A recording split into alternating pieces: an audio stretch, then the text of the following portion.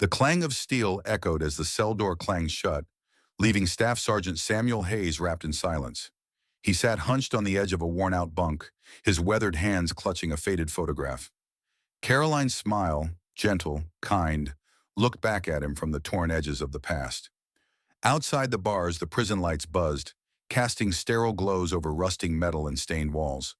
But inside, memories were louder than any noise. In the adjoining cell, a younger inmate shifted on his mattress, all smirks and scorn. "Another washed-up old man thinking the world owes him something," he muttered, loud enough to provoke. "Bet all them war stories are fake, too. PTSD? Yeah, right." He laughed bitterly. Samuel didn't flinch. Even when the kid brushed past and gave him a deliberate shove on the way to the sink, Samuel merely caught himself against the bunk and sat back down. No anger, no reaction. Just a quiet strength shaped by battles most would never understand. He pulled the photo close, whispered so faintly it barely crossed his lips. "Still here, Caroline. Still holding on." Across town, in a dimly lit office layered with files and the stale scent of burnt coffee, Judge Thomas Whitaker sat reading through Samuel's military record. His eyes moved over decades of service, and each line tied a tighter knot in his stomach. Bronze Star for Valor, Purple Hearts, Combat Action Ribbon. Commendations not just for courage, but for compassion. Teaching young Marines to read, shielding civilians, sharing rations in the middle of war. He leaned back in his chair, covering his face with one hand. "How did we miss this?" he asked the silence. But he knew the truth. They didn't miss it. They ignored it. Samuel had returned from Iraq in 2005 to a system that forgot him the moment he stepped off the tarmac. Caroline, his anchor, had waited faithfully. But PTSD, never acknowledged, never treated, ate away at him. When she fell ill, he tried to fight for her, for both of them. But red tape and missed appointments chipped away at their world. By the time she was gone, so was his lifeline. With no address, he couldn't get benefits. Without benefits, he couldn't survive. A decorated Marine left to fade away. Whitaker picked up the phone. The next morning, Samuel sat shackled in a van rattling down icy streets. He braced himself for another routine day in court. More empty procedures, more meaningless apologies. The bailiff unshackled him without a word and led him to courtroom 3. "Right in, Sergeant," the bailiff murmured. The word hit like a hammer. "Sergeant." Inside, the room wasn't empty. It was filled, not with lawyers or bystanders, but with soldiers. 3 Marine officers in pristine dress blues stood at the back, rigid and formal. Among them were veterans in old caps, civilians clutching folded flags to their chests. Samuel paused, confused. At the defense table, a sharp-eyed woman stood up. "Staff Sergeant Hayes," she greeted, extending a hand. "Rebecca Monroe, Veterans Legal Defense. I'm here to represent you." "I can't afford," he began. "You don't have to," she said, smiling. "You've already paid enough." From the bench, Judge Whitaker cleared his throat. "Mr. Hayes," he said, voice clear and strong, "this court has come to learn of extraordinary facts regarding your history and service." The prosecutor remained seated, his face pale. No objections, no interruptions. Colonel Eric Dunham stepped forward to testify.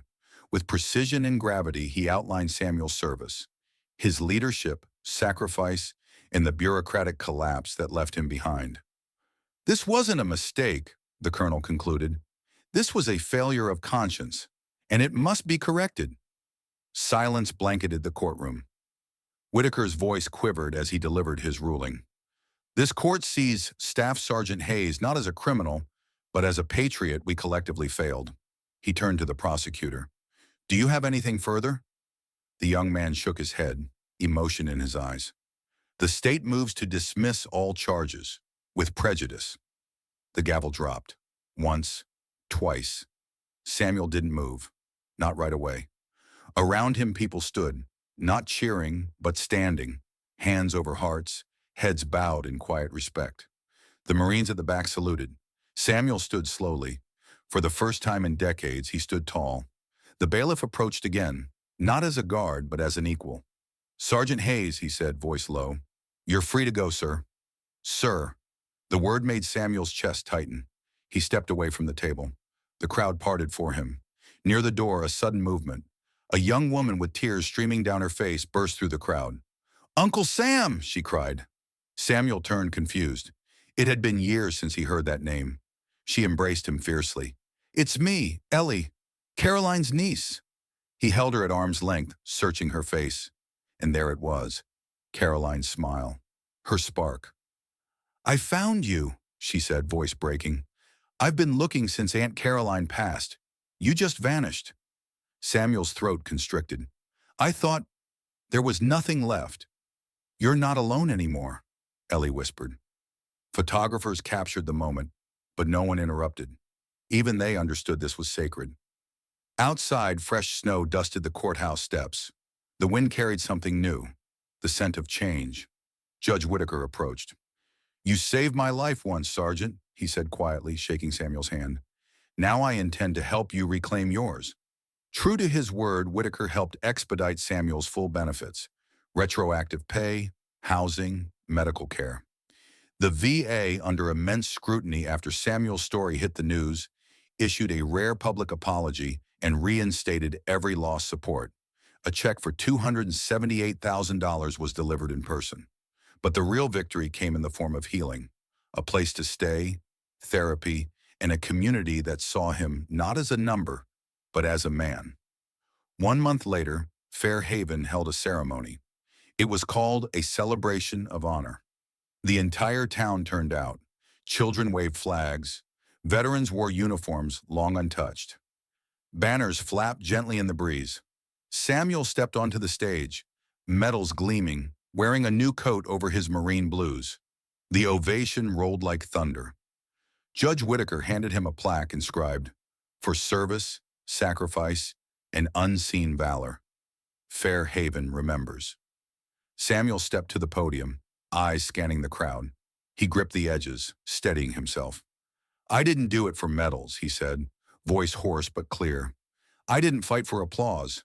I fought because no one should be left behind." He paused, overwhelmed. "And when you come home," he added, "you hope someone will come back for you too." A hush fell. "And you did," he whispered. Afterward, twilight bathed the park in amber hues. Samuel sat on the same bench where he'd once eaten scraps, alone and forgotten. Now Ellie sat beside him, head on his shoulder. Rocky, a service dog gifted by a Veterans Foundation, rested at his feet. Children laughed nearby. The flag above City Hall stirred in the breeze. Samuel reached into his coat pocket, pulled out Caroline's photo. "Found my way back," he whispered, his thumb tracing her smile. "Just like you said I would." Above him, the first star of evening blinked into life, and Samuel Hayes, no longer invisible, smiled into the dusk. Because even the harshest winters end, and even the forgotten can find their way home.